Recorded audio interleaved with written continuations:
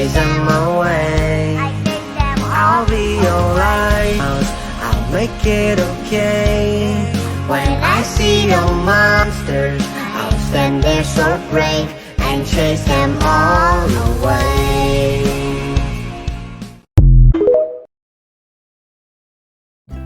Salam bahagia, Bapak Ibu Guru Hebat. Modul kedua dari aksi nyata perkembangan diri peserta didik fase pondasi usia 4-6 tahun. Apa saja ya yang menjadi ciri khas dari aspek perkembangan fisik peserta didik usia 4-6 tahun itu? Aktif bergerak dan menunjukkan minat pada aktivitas menulis, membaca, dan berhitung, yaitu aktif bergerak. Selanjutnya, bagaimana ciri perkembangan fisik usia 4-6 tahun?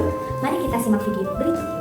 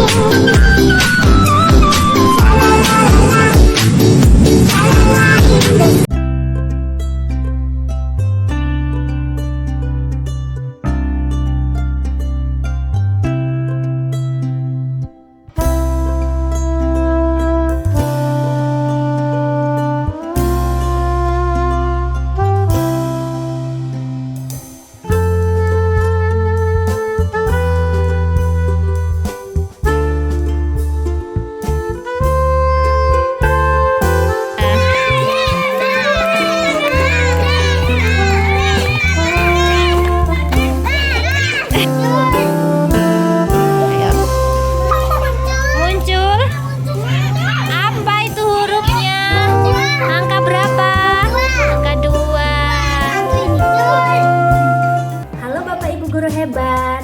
Setelah kita melihat materi tentang tahap perkembangan fisik usia 4-6 tahun, selanjutnya kita akan melihat perkembangan kognitif usia 4-6 tahun.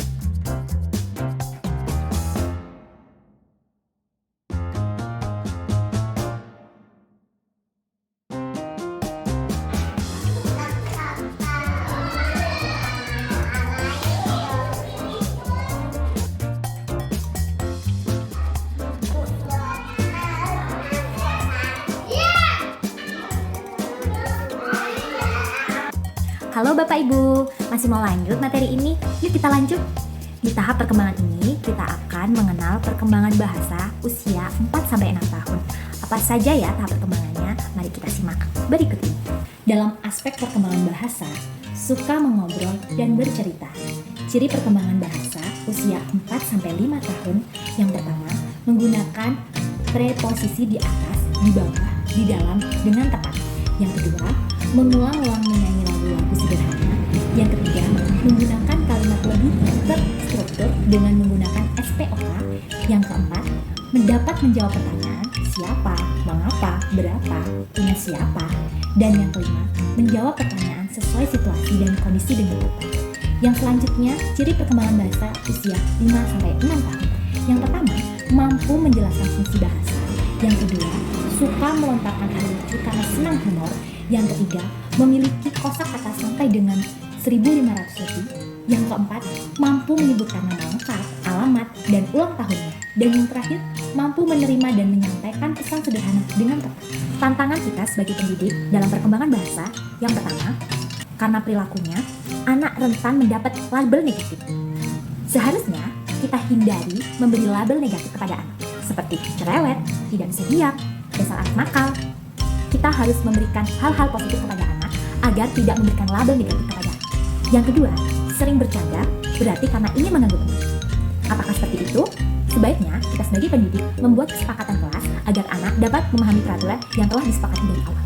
Setelah kita menghadapi tantangan, tentunya kita perlu menstimulasi dan mendukung perkembangan bahasa anak. Yang pertama, ajak mereka untuk bermain peran. Contohnya seperti bermain peran dokter dan orang sakit. Dan yang kedua, membaca nyambung. Ajak anak untuk membaca, walaupun kita sebagai pendidik yang membaca, namun mereka dapat mendengarkan kita saat membaca nyambung. Yang ketiga, bercerita menggunakan gambar.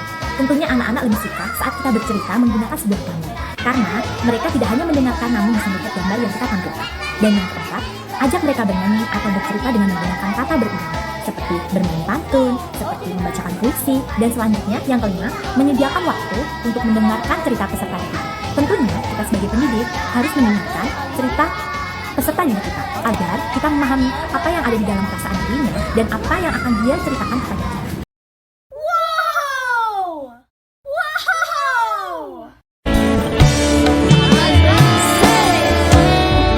Awal ku mengenal bersita seluruh hatiku.